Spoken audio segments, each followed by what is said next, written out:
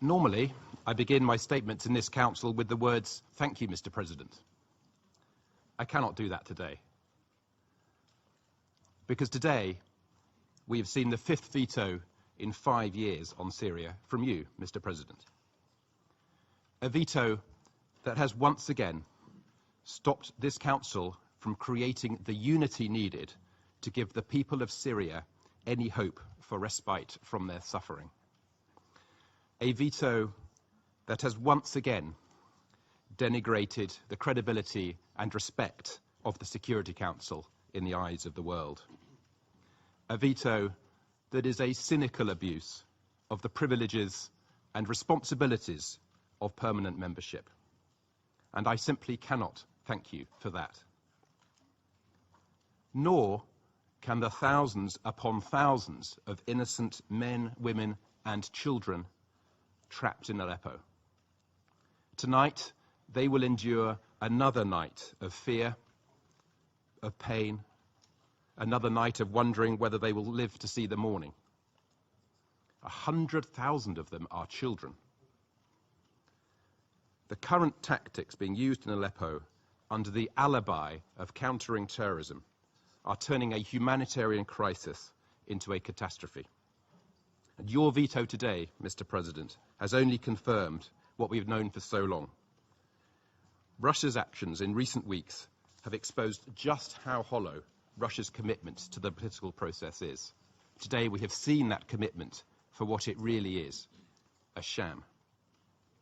Instead of investing energy in peace and diplomacy, you have instead supported, facilitated and cooperated with the Syrian regime to retake and destroy areas standing against Assad, killing off, literally, those who want a moderate, peaceful and pluralistic future, free from both Assad's barbarism and the horrors inflicted by Daesh and other terrorists in Syria. And it is Syrian civilians who continue to bear the brunt of that cruelty and your complicity. Civilians, medics, white helmets, under direct attack from barrel bombs, cluster munitions, and incendiary weapons. And that's even before we mention the continued barbaric use of chemical weapons by the regime. I echo the words of the Archbishop of Canterbury, who described the destruction of Aleppo as the absolute contempt for the human spirit, for the dignity of the human being. This Council cannot stand by while such misery is meted out on the people of Aleppo. And yet, thanks to you, Mr. President, that is exactly what we are doing. This text that you vetoed was not unreasonable. It called for sensible, overdue steps that would have saved lives, starting with the complete end of the bombardment of Aleppo.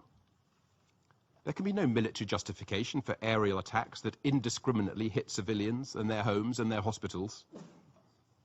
This text called for full and unhindered humanitarian access. It is despicable that the regime continues to refuse access to besieged and hard-to-reach areas.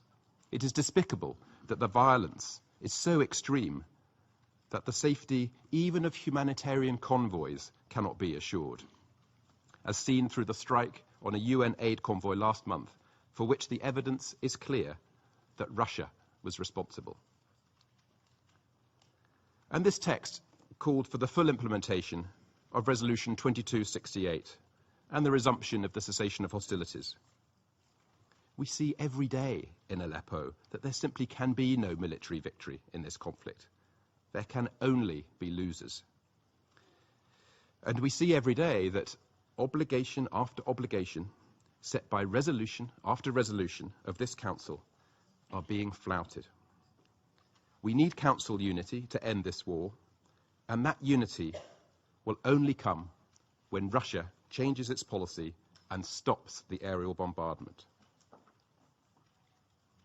This has been a strong week for Council unity, and yet we have ended it on sadly familiar ground. We, the whole Council, stood with you on Wednesday as you announced the next Secretary-General.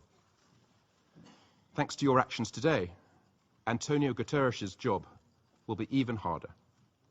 And worse still, Thanks to your actions today, Syrians will continue to lose their lives in Aleppo and beyond to Russian and Syrian bombing.